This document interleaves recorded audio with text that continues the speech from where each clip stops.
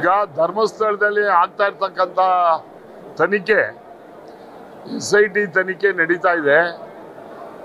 SIT ತನಿಖೆ ಮಾಡ್ತಕ್ಕಂಥದಕ್ಕೆ ಸಂಪೂರ್ಣ ಸಹಕಾರವನ್ನು ಸರ್ಕಾರ ಕೊಟ್ಟಿದೆ.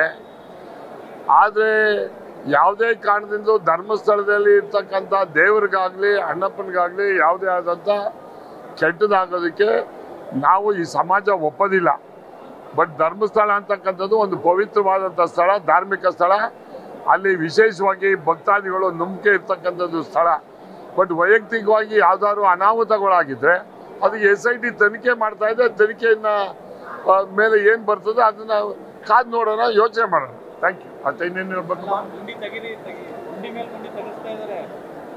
ನೋಡಿ, ಈಗ ಆಗಲೇ ಯಾವುದೋ ಒಂದು ತಂತ್ರಜ್ಞಾನವನ್ನು ಉಳಿಸಿ ಈಗ ಮಾಲೆ ಒಂದು ಇದನ್ನ ಹೊರದೇಶದಿಂದ ಏನೋ ಒಂದು ತಂದು ಈಗ ಹುಡುಕ್ತಾ ಇದ್ದಾರಲ್ಲ, ಹುಡುಕ್ಲಿ ಬಿಡಿ, ಎಲ್ಲಿ ಸಿಗ್ತದೆ ಅಂತೇಳಿ. ಇಲ್ಲಿವರೆಗೂ ಯಾವುದೋ ಅಂತ ಸಿಕ್ಕಿಲ್ಲದೆ ಇರ್ತಕ್ಕಂಥದ್ದು ವರದಿಯಾಗಿದೆ.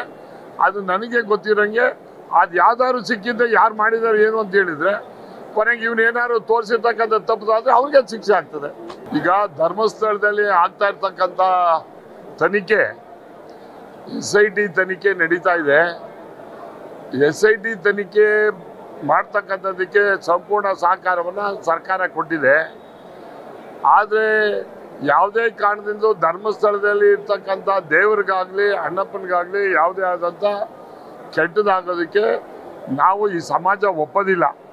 ಬಟ್ ಧರ್ಮಸ್ಥಳ ಅಂತಕ್ಕಂಥದ್ದು ಒಂದು ಪವಿತ್ರವಾದಂಥ ಸ್ಥಳ, ಧಾರ್ಮಿಕ ಸ್ಥಳ. ಅಲ್ಲಿ ವಿಶೇಷವಾಗಿ ಭಕ್ತಾದಿಗಳು ನಂಬಿಕೆ ಇರ್ತಕ್ಕಂಥದ್ದು ಸ್ಥಳ.